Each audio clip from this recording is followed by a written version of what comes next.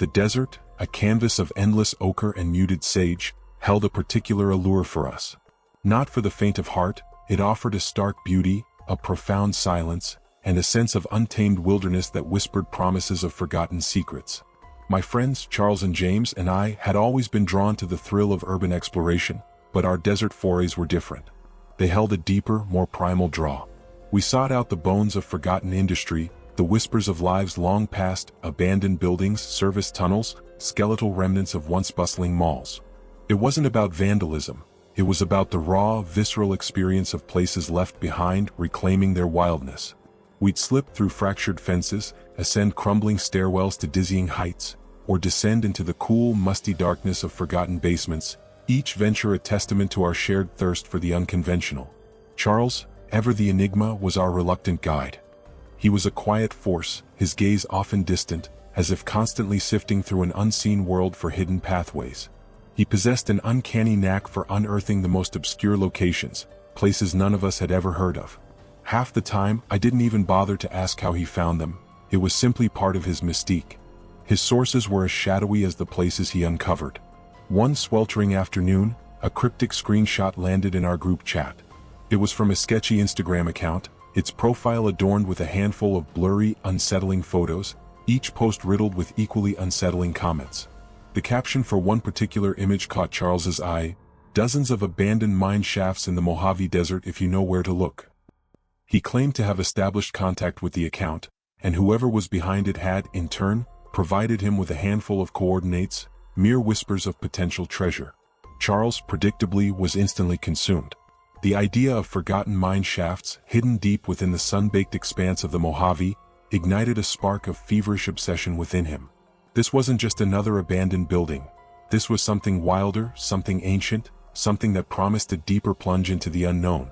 The following Saturday, the three of us, myself, Charles, and James, piled into my Wrangler. It was the perfect vehicle for traversing the unforgiving desert terrain, its robust frame and four-wheel drive a comforting thought against the vast emptiness that awaited us. We had no precise address, no street signs to guide us, just a general area and a solitary pin dropped somewhere in the heart of the Mojave. A digital breadcrumb leading into the void. The pin Charles had marked led us far, far off the beaten path, into a realm where human structures ceased to exist and the horizon stretched endlessly in every direction. We had veered off the main road almost half an hour prior, and the dirt track we now followed was barely discernible, a faint scar on the desert's rugged face. The sun beat down relentlessly, baking the air, and the silence was profound, broken only by the hum of the engine and the occasional crunch of tires on loose gravel. We drove for what felt like an eternity, the minutes blurring into an indistinguishable expanse of time. There were no signs, no crumbling structures, no familiar landmarks, just an infinite expanse of sand and rock, an empty canvas under a vast, indifferent sky. I kept checking my phone, a futile gesture given the complete absence of service. The glowing screen, a portal to a world that no longer existed out here, was a small comfort, a fading connection to civilization. James, perched in the back seat, grew increasingly agitated with each passing mile. His voice, initially laced with skepticism, now edged with frustration, began to puncture the silence. He accused Charles of being scammed, of chasing a phantom provided by some anonymous internet troll. The desert, in its vastness, seemed to amplify his growing irritation, making every sigh and grumble resonate. But Charles, unwavering in his conviction, simply insisted we press on. His stubbornness when it came to navigation was legendary within our group. Once he set his sights on a destination, he was relentlessly persistent. So, I indulged him, driving onward, a silent agreement passing between us that we would give it a little more time. The air in the car grew thick with unspoken tension, punctuated only by the occasional jolt of the Wrangler over unseen rocks.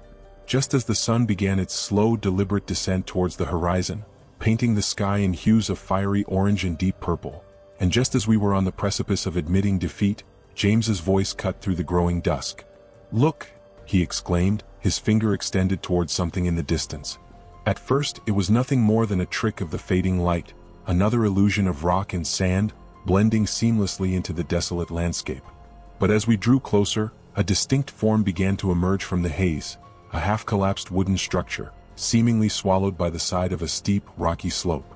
Part of the entrance had caved in, a jagged maw of splintered wood and displaced earth. Yet through the wreckage, a dark, gaping hole was undeniably visible.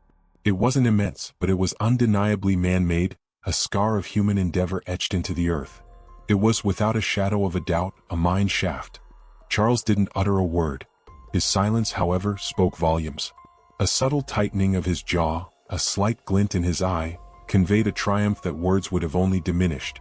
He produced his phone, its screen a beacon in the dimming light, and opened the offline map he'd meticulously downloaded back when we still had a signal.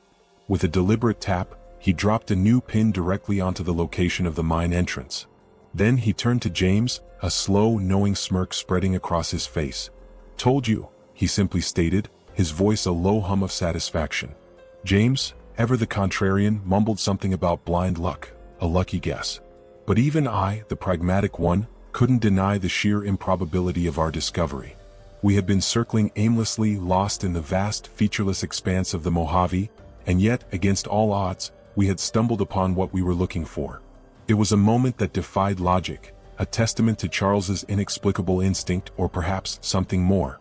I parked the Wrangler a few yards from the entrance, pulling off to the side onto a flat, dusty patch of ground. The air, still warm from the day's relentless sun, now carried a subtle, earthy scent, mingled with something metallic and damp that hinted at the hidden depths below. We all climbed out, the sound of our boots crunching on loose gravel echoing in the sudden quiet. Charles, ever prepared, had even brought masks for us, the kind urban explorers often don to protect against dust and unseen particles. Up close, the mine entrance was even more unsettling, a testament to time and neglect. The wooden beams, splintered and decaying, seemed to sigh under the weight of the earth, threatening to give way at any moment. Charles, with a nonchalant confidence that bordered on recklessness, picked up a loose rock and tossed it into the gaping maw. We held our breath, counting the seconds, a collective anticipation hanging in the air. A few seconds later, a hollow clang echoed from the darkness below, followed by two more fainter clangs, then silence. The sound seemed to stretch, reverberating through the vast emptiness, emphasizing the profound depth of the shaft. Charles turned to us, his voice hushed, almost reverent. "If we trip on the way down," he stated, his gaze fixed on the abyss, "we're probably dead." A shiver traced its way down my spine, but the thrill of the unknown, the lure of the undiscovered, outweighed the creeping fear. We began our descent. Fortunately, the shaft wasn't a sheer drop, but rather sloped downwards at a steep angle, a precarious slide into the unknown. The ground beneath our feet was a treacherous mix of loose dirt and uneven rock, making every step a calculated risk. Old wooden beams, surprisingly sturdy despite their age, lined parts of the crumbling walls, offering meager handholds, though we didn't need to descend hand over hand. The deeper we ventured, the more the air grew colder, and the oppressive silence thickened, enveloping us in a shroud of eerie stillness. The light from the entrance, once a distant beacon, now vanished entirely, leaving us in absolute darkness, our only illumination the narrow beams of our flashlights cutting through the inky blackness. Eventually, after what felt like an endless descent, our boots finally met level ground. The shaft widened, opening into a labyrinthine network of tunnels that branched off in multiple directions, each a dark invitation to further exploration. It was exactly as one might imagine a forgotten mine, a relic of a bygone era. Weathered support beams stood sentinel every few yards, their gnarled wood groaning under the unseen weight of the earth. Rusted rails, half buried in a thick layer of dust, snaked along the floor, remnants of carts that once carried the fruits of labor from these silent depths. Everything was coated in a dense, suffocating layer of fine silt, disturbed only by the occasional discarded scrap of wood or twisted metal, perhaps fragments of old tools or shattered mining equipment. The air itself was thick and stale, a heavy, dead scent that clung to our masks. It was then that I truly appreciated the foresight of Charles bringing them. Without their meager protection, the air would have been unbearable. We chose a tunnel at random, a silent agreement passing between us as we began to walk, our flashlights dancing ahead, carving fleeting paths through the gloom. No one spoke. There was nothing specific we were searching for, just the inherent thrill of discovery, the quiet satisfaction of venturing into a place long abandoned by humanity. To be honest, there wasn't much of interest to be found. The mine appeared to have been thoroughly stripped of anything valuable, leaving behind only the skeletal remains of its former purpose. The silence was absolute, a heavy blanket that muffled even the sound of our own breathing, until a faint, almost imperceptible sound pierced the stillness. It came from somewhere deeper within the tunnel, a soft, rhythmic dragging sound, like something being pulled across rough earth. At first, I dismissed it as a trick of the mind, an auditory hallucination born from the oppressive silence. But then I saw Charles. He had stopped dead in his tracks, his head cocked slightly, his body rigid with an unspoken tension. James, with a subtle flick of his hand, motioned for us to extinguish our flashlights. We complied instantly, plunging ourselves into a darkness so profound it felt tangible, suffocating. We stood there, three statues in the void, straining our ears, every nerve attuned to the faintest whisper of sound. And then it came again, clearer this time. A distinct scraping, a grating sound that evoked images of metal grinding against rock, or perhaps heavy wood dragging across the uneven floor. The echo in the confined space made it difficult to pinpoint its exact nature, but there was no mistaking its trajectory. Whatever it was getting closer. We stood there, suspended in that oppressive darkness, for what felt like an eternity. 30 seconds? A full minute? Time lost all meaning in the echoing void. The scraping sound persisted, a slow, deliberate cadence that grew steadily louder, each rasping drag a hammer blow against the fragile piece of the mine. It didn't sound close, not yet, but the sheer fact that it was approaching, that something unseen was drawing nearer in this suffocating blackness, was terrifying. My heart hammered against my ribs, a frantic drumbeat against the silence, and a cold sweat prickled my skin beneath the mask. Every instinct screamed at me to run, to flee this unseen horror, but a primal curiosity, a macabre fascination, held me captive. Then a sudden blinding flash. James, in a moment of sheer panic or accidental fumbling, had flicked his flashlight on, then immediately off again. The brief burst of light illuminated the dust-laden air, revealing fleeting glimpses of the crumbling tunnel walls, before plunging us back into an even more profound darkness. My blood ran cold. I wanted to scream at him, to strangle him even for breaking the fragile illusion of our invisibility. The scraping sound, as if in response to the sudden intrusion of light, ceased instantly. The silence that followed was even more terrifying, a heavy, suffocating blanket that pressed down on us. And then, from somewhere deep within the tunnel, came a deafening, metallic clang. It sounded as though whatever had been dragged had been abruptly dropped, a violent punctuation mark in the oppressive quiet. And right after that, a scream. A sound so utterly horrific, so deeply, profoundly demonic, that it burrowed into the deepest recesses of my mind and etched itself there forever. It was a guttural, inhuman shriek, a raw, primal sound of pure agony and rage that defied all earthly explanation. We didn't hesitate. Every ounce of fear, every instinct for survival surged through us. We turned and ran, a blind, desperate scramble for the surface, oblivious to the cacophony of our own thundering footsteps echoing through the narrow tunnel. I have never run faster in my entire life, my lungs burning, my legs pumping like pistons. From somewhere behind me, I could hear it, the distinct sound of footsteps, a relentless pursuit, growing closer with every frantic stride. Panic, cold and sharp, threatened to overwhelm me, to steal the very air from my lungs. I was bringing up the rear, struggling to keep pace with Charles and James, who were already ahead, their figures dim blurs in the beam of my frantically bouncing flashlight. And then I tripped. My foot caught on something unseen, a jagged rock or a fallen beam, and I stumbled, one of my shoes flying off into the darkness. I fought to regain my balance, twisting and flailing, a desperate dance with gravity, but there was no time. No time to retrieve the lost shoe, no time to even acknowledge the searing pain that shot through my foot. The pursuing footsteps were too close, the demonic shriek still ringing in my ears. I pushed through the searing pain, ignoring the throbbing ache in my bare foot, driven by a primal fear that superseded all else. Up ahead, Charles and James had already reached the incline, their forms silhouetted against the faint, almost imperceptible glow of the distant entrance. They were scrambling upwards, their movements a desperate climb towards freedom.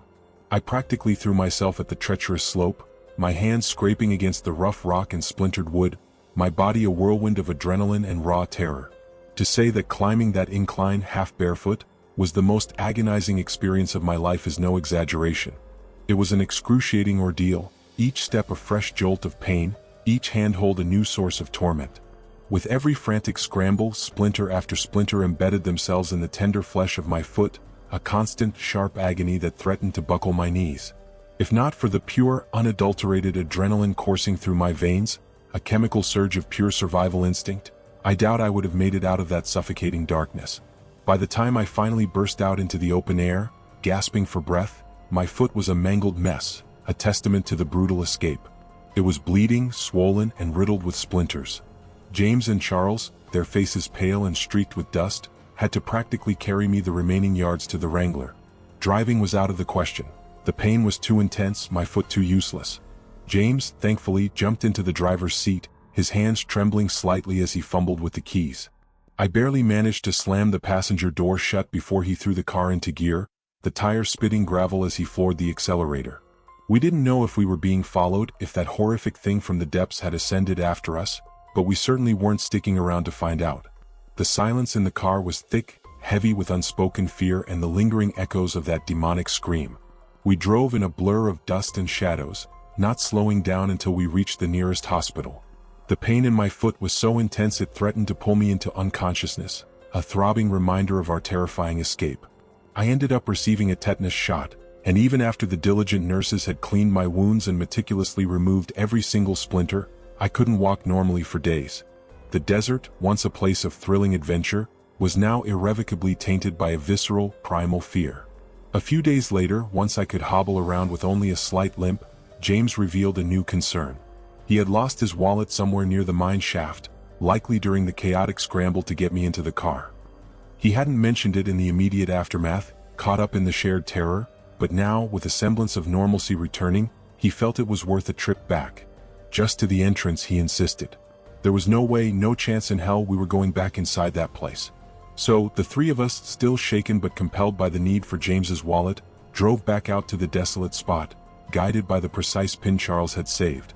The sun, once a comforting presence, now felt like a watchful eye, its light revealing the starkness of our recent terror. James's wallet was nowhere to be found, swallowed by the vast, indifferent desert. We scoured the area around the mine entrance, our eyes scanning the loose dirt and scattered rocks, but it was as if the ground itself had absorbed it. Yet, amidst our fruitless search, something else caught my eye, a familiar shape almost swallowed by the dust. My shoe. It sat a few feet from the gaping maw of the mine entrance, a lonely sentinel. I approached it cautiously, a strange apprehension coiling in my gut. As I reached down to pick it up, my blood ran cold. The shoe was torn violently so. Not merely scuffed or worn, but shredded, as if something had bitten into it with incredible force. There were undeniable teeth marks, raw and jagged, etched into the material, and entire chunks of the fabric were simply missing, leaving gaping holes. The implication sent a fresh wave of dread washing over me. It wasn't a homeless person, as some might rationalize, but something far more predatory, something with teeth. We didn't linger. The discovery of my mutilated shoe, coupled with the lingering echoes of that unearthly scream, was enough. We piled back into the Wrangler, the silence this time heavy with a shared, unspoken horror. None of us could offer a rational explanation for what we had experienced. The idea of a homeless person living down there, as some might suggest, was ludicrous. How could anyone survive in such a place for so long? There was no food, no water, no visible means of sustenance. What in the world would they eat? The implications of something else, something inhuman dwelling in those depths, were far more terrifying than any transient. Charles, in a rare moment of vulnerability, admitted that the cryptic Instagram account had gone silent. His attempts to DM the anonymous user about our harrowing experience were met with no response. The digital portal to the unknown now permanently closed. It would be a very, very long time before I ever considered urban exploring in the desert again. The thrill was gone, replaced by a deep-seated, visceral fear. This unsettling encounter, however, wasn't the first time an inexplicable event had brushed against my life, leaving behind a lingering sense of unease. There's a particular chapter of my past that often returns to haunt me, a memory that has gained new, sinister dimensions in the wake of our desert ordeal. It concerns my mother. I've always harbored a strange, almost subconscious suspicion about her past, not in a negative sense, but more a quiet curiosity, a feeling that there were vast, unspoken chapters to her life before she became the woman I knew. She was born and spent her childhood in a border town in northern Mexico, a place she rarely spoke of, and even then only in vague, dismissive terms. Her journey to the States, alone, for an undergraduate degree, was a narrative she recounted with a casual brevity that always struck me as odd, as if she were glossing over monumental events. The rest, as they say, was history. She found work, met my father, built a life. But the narrative always began after Mexico. Any attempt to delve into her childhood, her family, or her life before America was met with a practiced deflection. A quick joke. a change of subject, a sudden, inexplicable distraction. My father, bless his heart, always rationalized her reticence as the lingering effects of childhood trauma, a past best left undisturbed. And for years I believed him. Why wouldn't I? But as I matured, a persistent curiosity began to nag at me. I couldn't help but marvel at her uncanny ability to expertly parry any questions about her origins at family gatherings, her defenses as impenetrable as a fortress. What little I pieced together was fragmented, almost mythical. Her hometown was a border town, nestled along the Texas border, a place with a reputation as border towns often do. The closest I ever got to understanding her parents was a cynical joke she'd repeat. Her father's side were the politicians, her mother's the crooks, and she could never tell which was which. As a child, I saw it as dark humor, but with age, a chilling possibility emerged. Was there more truth to her jest than I had ever imagined? Her father, she'd vaguely mentioned, worked for the government in some capacity. Her mother? Never spoken of, not once, as if she had simply ceased to exist. The only other tangible piece of information I possess is a name. I won't write it out, but I'll call him R. One night, when I was perhaps 10 or 11, I woke to the urgent call of nature. As I shuffled past the living room, a faint, hushed voice stopped me. It was my mother. I didn't understand Spanish, but one name resonated repeatedly through her whispered conversation. R. The tone was that of someone speaking about him, not directly to him. The room was dark, save for the faint glow from the hallway.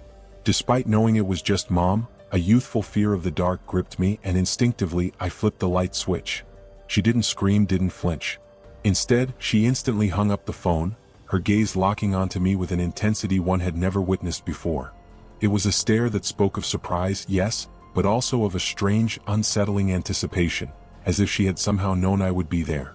Her voice, low and laced with an unfamiliar edge, commanded me back to bed. I obeyed without question. That was it. That's virtually all I know about my mother's enigmatic past. A cryptic joke, her father's vague profession, and the whispered name, R. The experience I'm about to recount, almost a year ago to the day, has reshaped my understanding of these fragments, imbuing them with a new and terrifying significance. I'm from Arizona, born and raised. A year out of college, I found myself driving through the vast expanse of the desert, en route to meet an old friend. It was a long drive, the kind that swallows hours, and my music playlist had long since exhausted its charm. Not being a podcast enthusiast, I found myself idly scrolling through my contacts, making desultory calls to friends, past flames, anyone to break the monotony. Eventually I called my mom. We both shared a passion for soccer, and we quickly delved into a passionate discussion about the upcoming Champions League fixtures.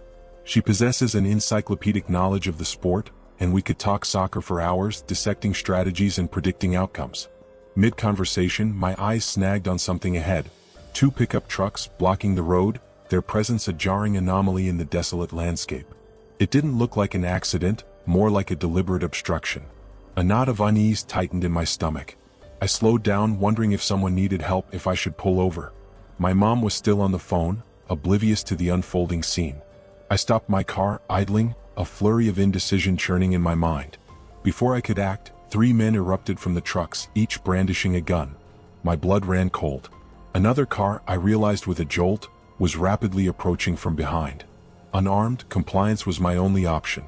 One of the men tapped his gun against my driver's side window, a stark, metallic sound, motioning for me to get out. The other 2 fanned out, creating a perimeter. I raised my hands, slowly opening the door and stepping out. The car behind me had now pulled up, parking a little ways off. The man barked a string of commands in Spanish, but the words were lost on me. My inability to speak Spanish, a lifelong regret as a Mexican-American, felt like a crushing failure in that moment, leaving me vulnerable and utterly helpless. It didn't take a translator, however, to understand their intent. Before I could process it, my phone, keys, wallet, and all my personal belongings were in their possession. I was stranded, utterly alone, in the middle of a barren desert.